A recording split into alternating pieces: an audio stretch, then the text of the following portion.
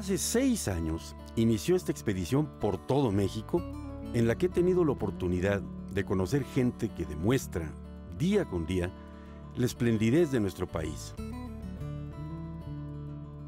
Artistas, artesanos, chefs, cineastas, celebridades, escultores, escritores, dramaturgos y una larga lista de profesionales y gente interesante. Bueno, un sinfín de personajes que me han demostrado que hasta en los más pequeños recovecos de este nuevo México hay una historia que nos precede y continúa definiendo nuestras costumbres, nuestra forma de ser. Hoy me reúno con 2 grandes colegas que han dejado su impronta, una marca profunda en este programa. El escritor Héctor de Mauleón y el chef Ricardo Muñoz. Para recordar esos extensos caminos que he recorrido a través de nuestro nuevo y viejo México.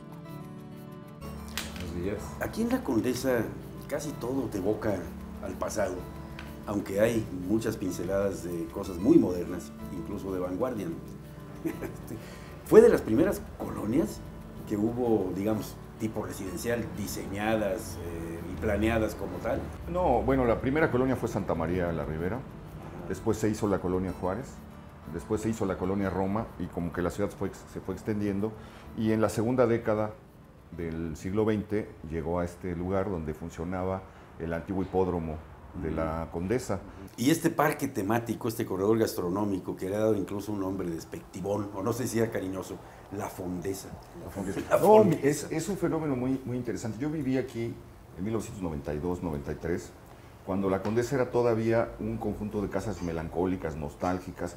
Había muchas señoras todavía que habían sido, que ya habían llegado refugiadas en tiempos de la Segunda Guerra Mundial, extranjeras, centroeuropeas, que deambulaban por aquí. Pero todo lo que hoy son estos espacios eran relojerías, sastrerías, vulcanizadoras, cerrajerías, Sí, como era talleres. más barrio, pues. Era un barrio, Era un barrio. Totalmente, pero tenía esta carga de la sombra de personas que habían llegado de los campos de concentración, como de un crisol donde se juntaban varias nacionalidades y comenzaron a formar un carácter especial en una colonia que además fue la última que creció en la Ciudad de México con una fisonomía determinada. Y chef, ¿tú le echaste el ojo a la Condesa por estas razones que dice Héctor? Yo llegué inspirado por el movimiento gastronómico, que ya es, como ahora llamamos, como todo un corredor gastronómico que empezó aquí en la Condesa, pero que ahora se ha extendido también a la colonia Roma. Sí. Y en donde vemos, yo también viví en la Condesa, igual que de Mauleón, y me acuerdo que allá a la vuelta estaba el famoso Café Viena, ¿no? Sí. Acá tenemos el celebradísimo Bar Nuevo León, donde rato nos Muy podemos antiguo, encontrar. tenía una panadería Sí. antes. Era una panadería el Bar Nuevo panadería, León, sí. Sí. Que es una cantina, lo podemos definir como cantina. Sí, pero este concepto de cantina antigua donde la gente llega a tomarse una bebida y te dan albóndigas y te dan realmente comida, ¿no? Lo que los borrachos, perdón, los usuarios, le llaman la botana. La botana, sí, pero que es mucho más que una botana para mí. Yo creo que eso sí es algo único. Van quedando pocas, como dice Héctor. Fíjense, yo aquí donde ustedes me ven, y modestia muy aparte, yo soy de Michoacán. Y yo recuerdo que las cantinas allá de mi pueblo, tú pedías desde una cerveza, un trago, lo que fuera, te traían una cosa. Al otro trago, otra cosa. Y a medida que ibas pidiendo más tragos, te iban aumentando el tamaño de las raciones y te iban dando ya una comida en toda la escala, ¿no? Sí. Eso ha desaparecido, ¿verdad? Sí, eso ya forma parte del pasado. La cantina, la cantina tuvo distintos momentos en México. Es poco sabido que uno de los primeros permisos, si no es que el primero, para una cantina lo obtuvo un primo de Hernán Cortés. Para ponerla, era desde luego que sería una taberna. Una taberna. Por donde está el convento de San Agustín. Y luego pues, fueron formando parte de la vida de la ciudad a lo largo de toda la época colonial y del siglo XIX, hasta que a finales del siglo XIX llegó un concepto nuevo traído de Inglaterra, que fue el bar.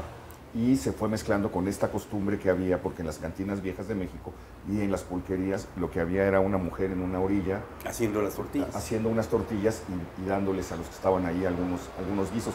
De ahí viene la tradición de la botana, que se junta de ahí viene la botana. que se junta con la tradición española y luego se junta con esta corriente inglesa del bar, y forman entre todo eso las cantinas que conocimos y disfrutamos en el siglo XX. Ese rinconcito donde estaba la señora haciendo esas cosas, Chava Flores lo describe en la canción de la pulquería, ¿no?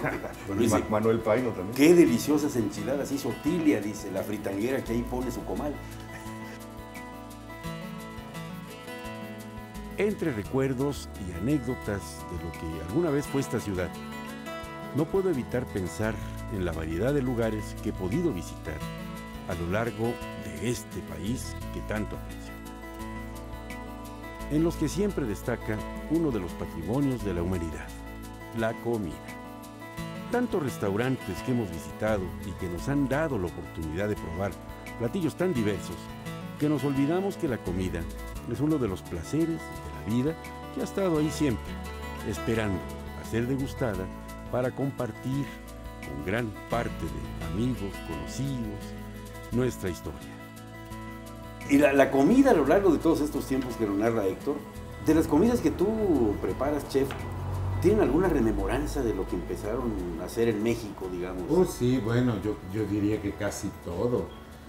Mi comida está permeada con el pasado. De hecho, yo soy muy poco creativo y esa poca creatividad no viene de falta de talento, sino de ese amor que yo tengo por lo que he conocido de la cocina antigua de México, ¿no? En el mejor de los casos, lo que yo hago es una puesta al día muy respetuosa de lo que fue esa cocina antigua. Por ejemplo, lo que estamos viviendo con los chiles en nogada, pues yo he hecho una recopilación muy minuciosa de cómo fueron realmente, de qué eran los elementos que tenía, cuál era esta fruta y por qué y en dónde y en cómo. Y por eso es que también hago 4 nogadas, porque no nada más había una, y etcétera, etcétera, etcétera. Pero todo está fundamentado y hay cosas que se regresan pues a tiempos inmemorables. Todo. ¿Y ha cambiado mucho? ¿Ha cambiado mucho la preparación? Bueno, la que yo tengo, por ejemplo, de Atlisco es una copia fiel de lo que la familia Trasloceros me dio. Y por ejemplo, de la familia Trasloceros, el tatarabuelo fue parte de todo ese movimiento de independentista y está ahí registrado en la historia. Es un ejemplo muy clásico, decía mi amigo, el arqueólogo Merlos, de la cocina barroca mexicana. ¿Será por lo repujado de los ingredientes, la complejidad? Es que fue el siglo de las especias. Fue el siglo donde se combinaba la fruta, las especias eran muy valoradas. O sea, no había pasado mucho tiempo, o sea, en distancia, pero hay que recordar que uno de los tantos asuntos del famoso encuentro de los dos mundos, que nunca fue un descubrimiento, era la carrera por las especias. Entonces no había pasado realmente tanto tiempo del 16 al 18. Insisto, hay que verlo bajo el parámetro de la velocidad del tiempo y de la comunicación de ahora, ¿no? Es muy interesante cómo la primera globalización mundial se da en los barcos y se da a través de la comida o de la gastronomía, porque se da en la ruta de las especias. Y cómo la combinación de todas estas cosas va generando una cocina particular en la Nueva España que en el siglo XIX se comienza a desarrollar a la comida. Y a mí por eso me parece fascinante la Nueva España, porque es un crisol de 3 siglos en los que se va experimentando hasta lograr la perfección en platillos como el mole, en platillos como los chiles en nogada. De todas las cosas que vinieron de allá. Sí. Y bueno, vino el cerdo, vino la vaca, vino la cabra, vino la gallina, cosas que no teníamos en México. Pero siempre hubo el sustituto, o sea, siempre, eso es también lo que a mí un poco siempre me gusta aclarar, porque la gente piensa que nuestra historia es muy corta, pero la verdad es que tenemos una historia larguísima gastronómica. Por ejemplo, se habla mucho de la cochinita pibil y se cree que la cochinita pibil nace cuando introducen el cerdo a México, pero es que existía el pecarí y sigue existiendo el pecarí pibil, que es una suerte de jabalí. No me digas, chef, que ya se hacía algo así, pecarí pibil. Pecarí pibil, claro, siempre se existió. Y también se hacía de venado. Y entonces eso ha existido.